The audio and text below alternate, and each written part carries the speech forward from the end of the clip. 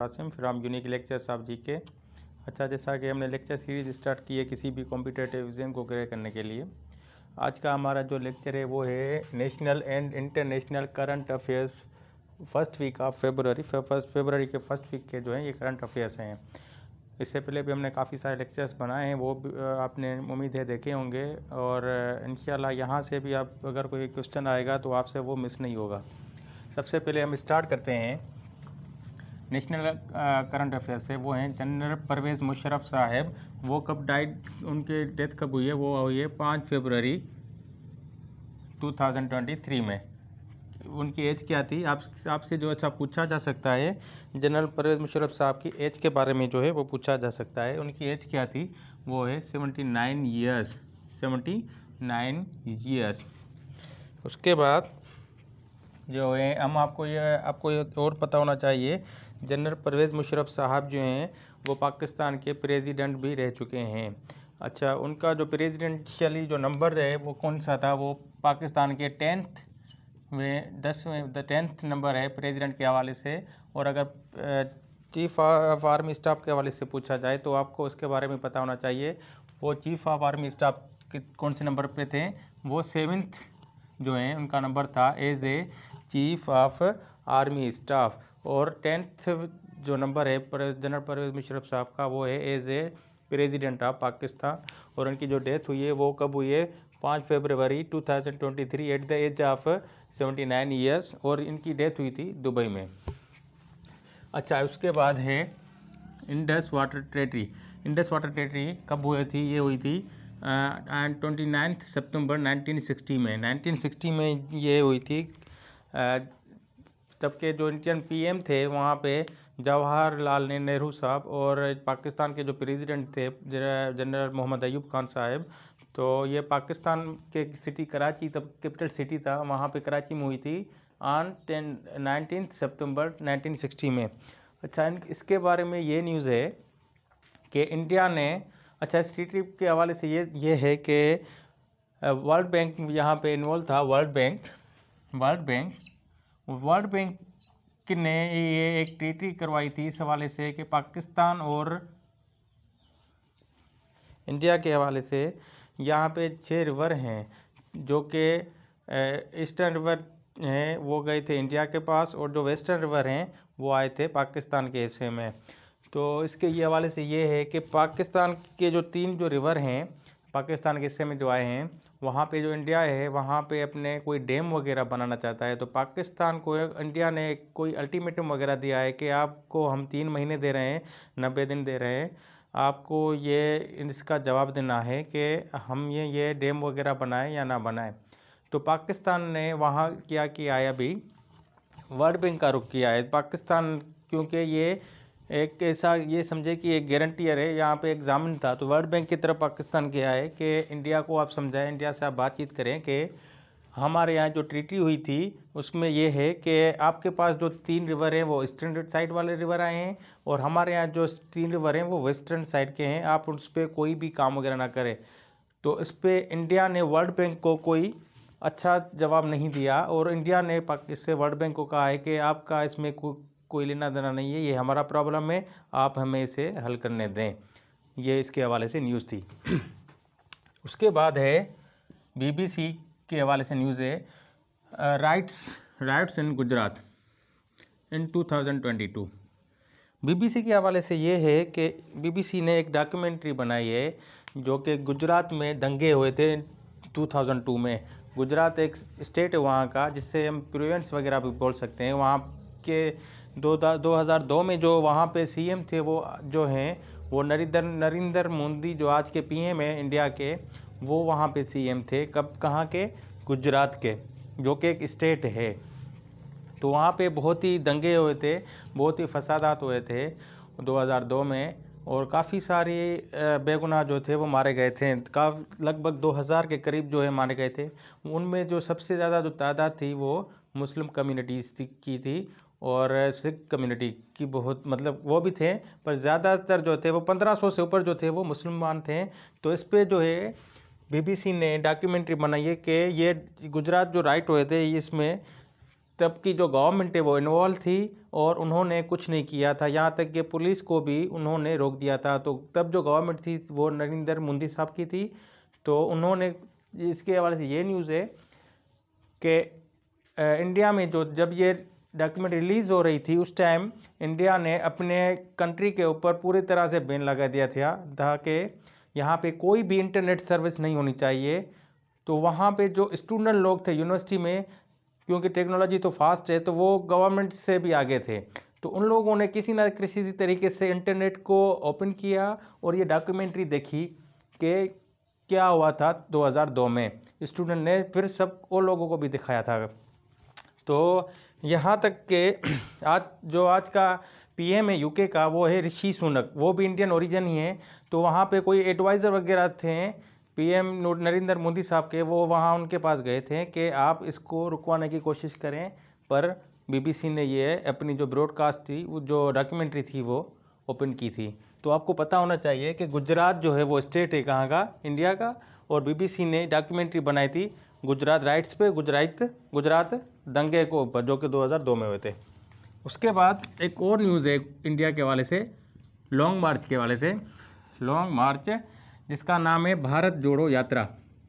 भारत जोड़ो यात्रा, तो वो उसको लीड कौन कर रहा है, तो आपको पता होना चाहिए उसको राहुल गांधी साहब जो हैं, जो कि कांग्रेस के चेयरपर्सन भी हैं, राहुल गांधी साहब वो लीड कर रहे हैं। किसको? भारत जोड़ो यात्रा। ये इंडियन हिस्ट्री की बहुत ही बड़ी यात्रा कहलाती है, क्यों ये 2 सितंबर 2022 में स्टार्ट हुई थी, अभी जाके जनवरी के एंड में ये ख़त्म हुई है। ये तकरीबन 4-5 महीने तक ये यात्रा, लॉन्ग मार्च जो है ये चला था।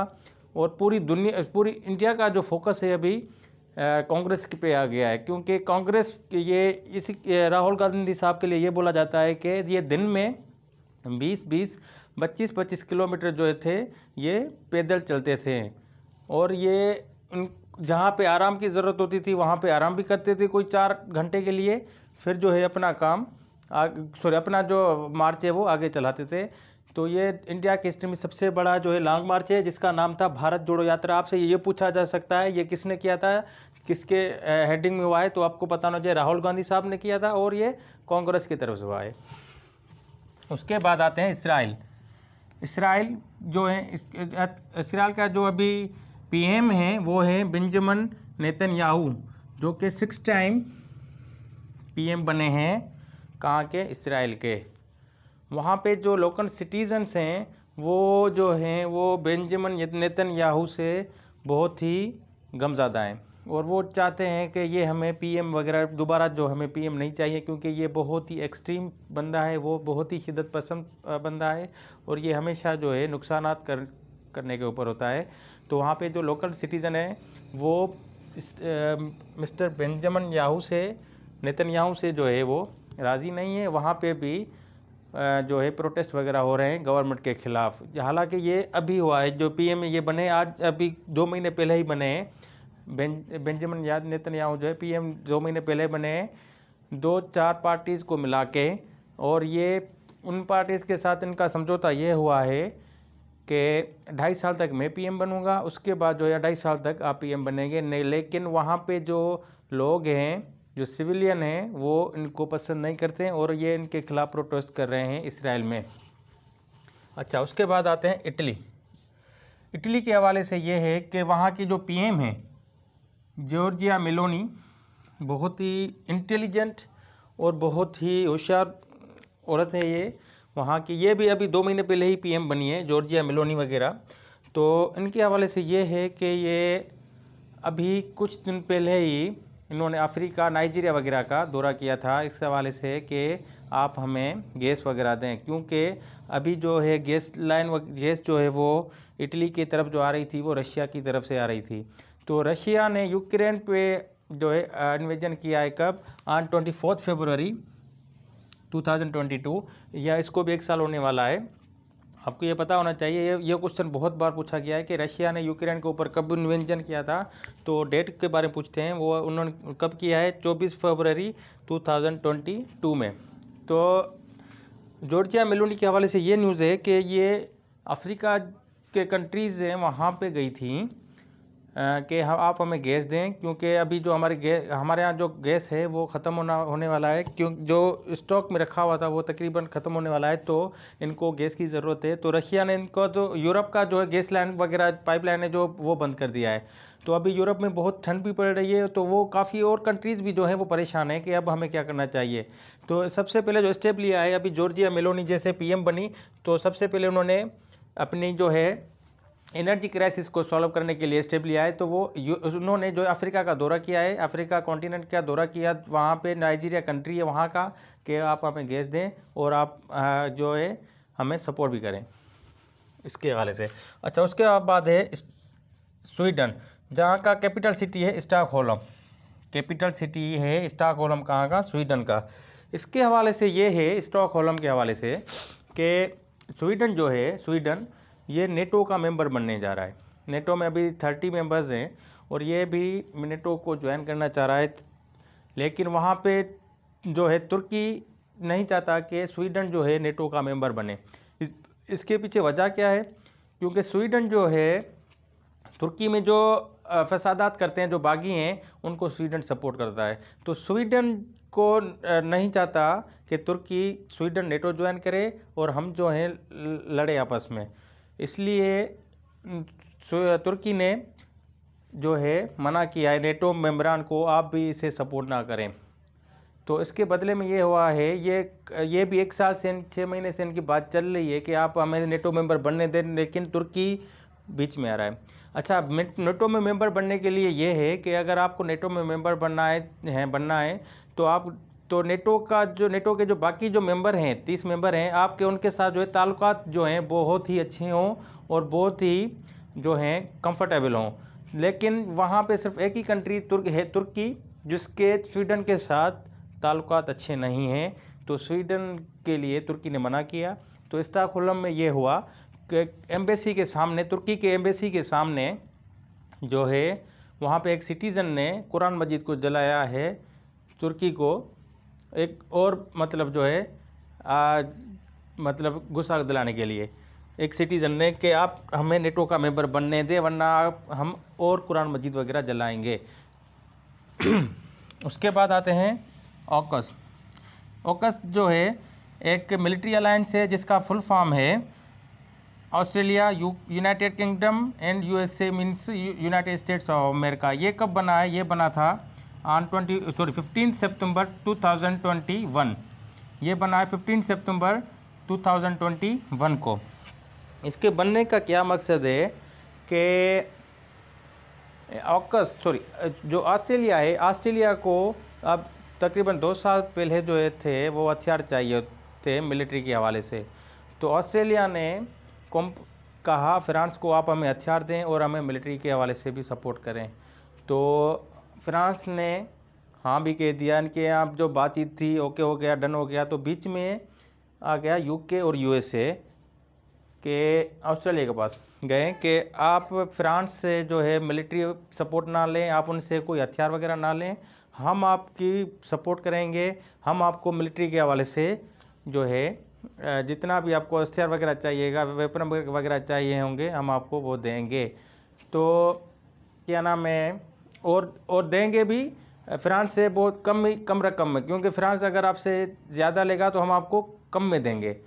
تو آسٹریلیا کے ساتھ مل کے جو ہے چائنا کو کاؤنٹر کرنے کے لیے یہ تینوں countries Australia, UK and USA نے ایک ملٹری الائنس بنایا، کہاں پہ؟ جو کہ ساؤتھ چائنا سی ہے، وہاں پہ کنٹرول کرنے کے لیے۔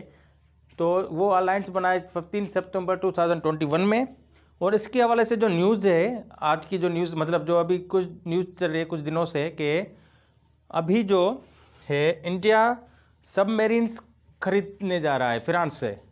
ابھی جو انڈیا جو ہے سب میرینز خریدنے جا رہا ہے فرانس سے، تو اس کو بھی جو رشی سنک صاحب ہیں، PM ہیں کہاں کے؟ UK کے، رشی سنک انڈین اوریجن ہے۔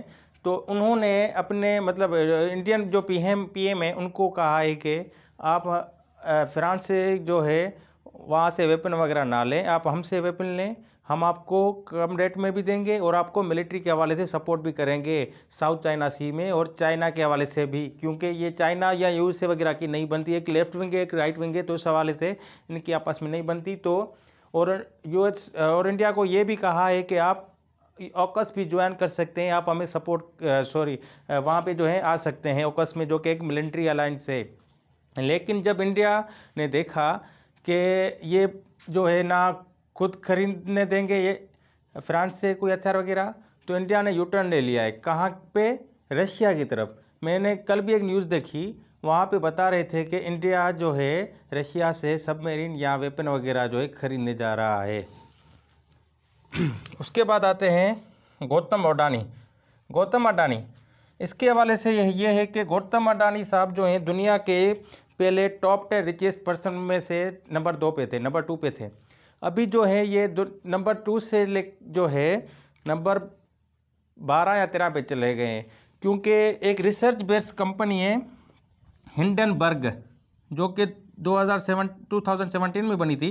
हिंडनबर्ग एक रिसर्च बेस्ड कंपनी है जिसका काम ये है कि जो कंपनीज़ हैं वो फ्रॉड करती हैं, बड़ी बड़ी कंपनीज़ हैं वो फ्रॉड करती हैं, और जो है जिसकी वजह से क्या होता है, इन्फ्लेशंस वगैरह बढ़ता है और अवाम को जो है वो चीज़ें नहीं मिल पाती। तो इसका जो हेडक्वार्टर है वो यूएसए, न्यूयॉर्क यूएसए में है हिंडनबर्ग का। और ये बनी कब थी? ये 2017 में बनी थी। आपको इसके हवाले से पूछा जा सकता है कि हिंडनबर्ग का जो हेडक्वार्टर है वो कहाँ पे है, वो पता होना चाहिए आपको। न्यूयॉर्क में है, यूएसए में है, और बनी थी इन 2017। और गौतम अडानी साहब को इतना बड़ा झटका लगा इस हवाले से कि ये अभी दुनिया के जो टॉप 10 रिचेस्ट पर्सन थे उनमें से उनका नाम ही निकल गया है, और ये आ गए मतलब 13वें या 14वें नंबर पे आ गए गौतम अडानी साहब, और इनके शेयर और भी नीचे जा रहे हैं डे बाय डे।